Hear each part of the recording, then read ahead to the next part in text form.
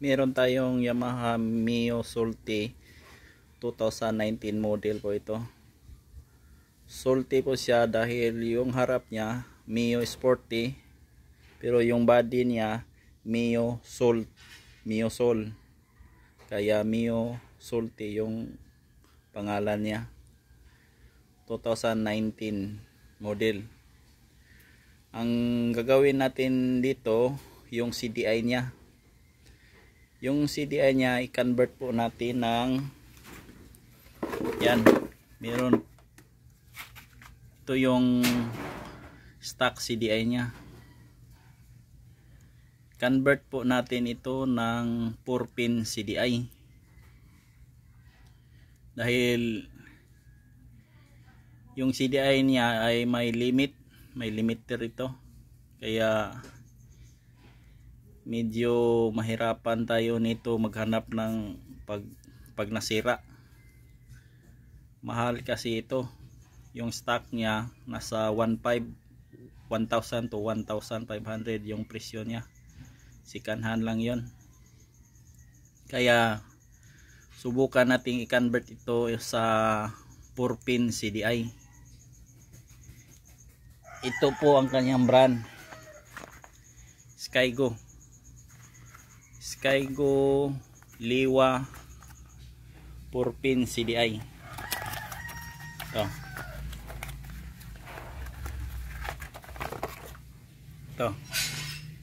Ito ang ikabit natin. 4-pin po yan. Liwa Skygo. Yun ang palit nito. Yung stock CDI niya mayroong 7 wire. Itong dalawang na to hindi na natin gagamitin dahil ito yung TPS. Ito yung throttle position sensor.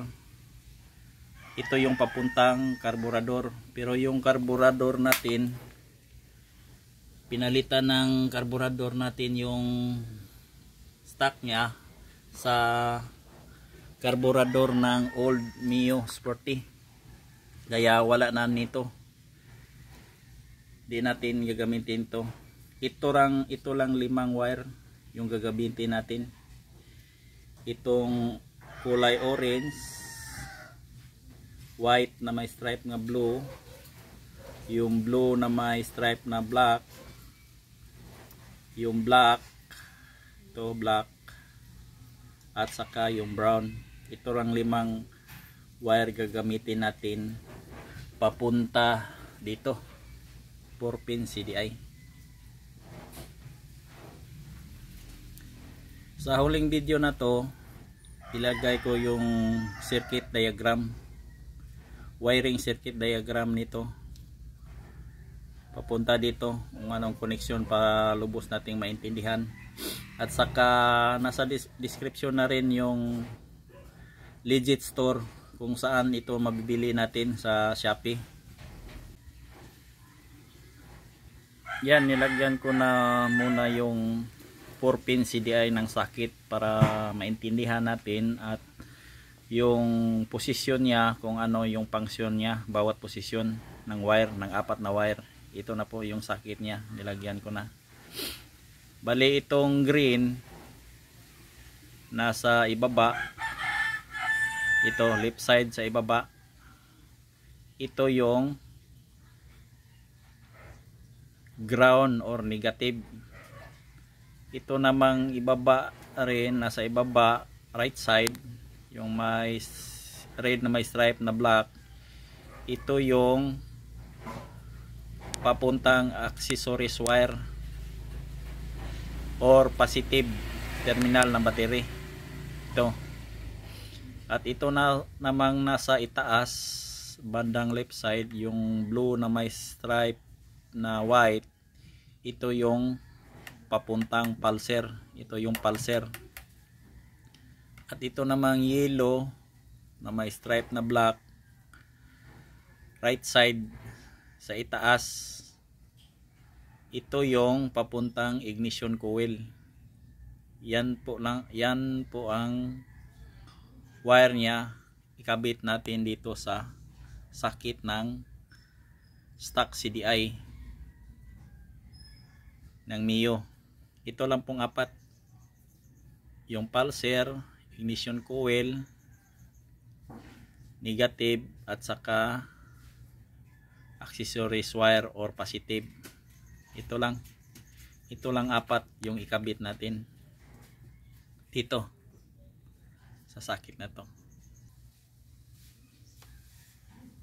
Yan, tapos na po nating naikabit yung apat na wire papuntang dito sa stock sakit ng ating Mio. Yan, tapos na po nating ikabit. Isa-isahin po natin kung saan siya pupunta sa wiring papuntang sakit ng old CDI niya. Itong green, ito yung ground po ito. Connect po natin ito siya dito. Yung dalawang wire sa old socket niya ay may black at saka black na may stripe na blue.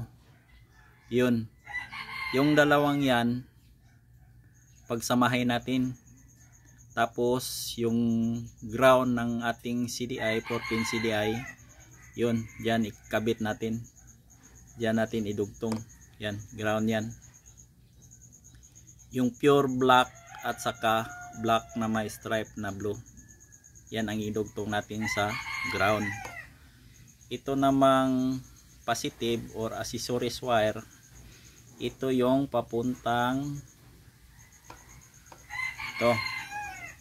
Yan, kulay brown po yan sa stock socket, old socket nya, sa stock socket CDI. Itong accessories wire na may black na may stripe na red, ito yung ikabit natin dito sa brown.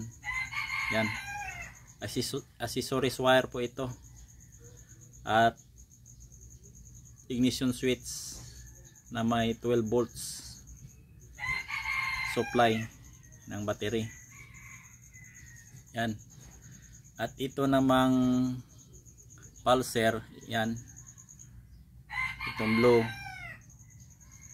na may stripe na white, ito ring i-connect natin dito rin sa may blue na may stripe na white. Same pa rin yung kulay nating idugtong dito sa socket dahil pulser po ito, pulser.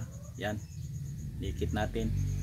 At saka yung panghuli, yung black na may stripe na yellow, ito po yung ignition switch, ignition coil.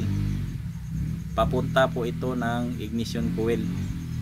Yan, dito po yan sa kulay orange. Kulay orange po sa socket nya. Yan,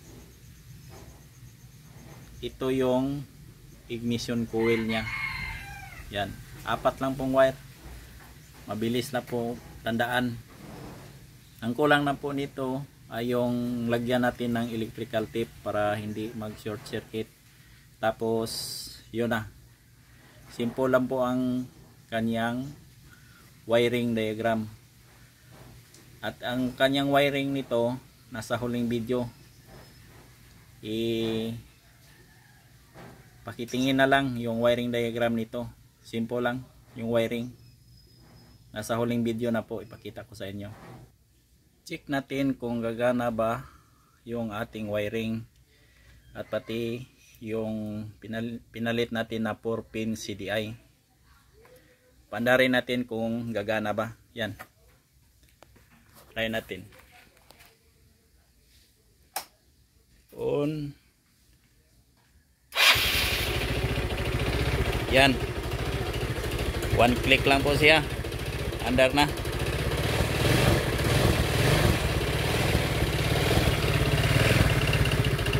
Yan, okay po ang kanyang wiring, goods na goods. At andar po ang ating motor. Yan,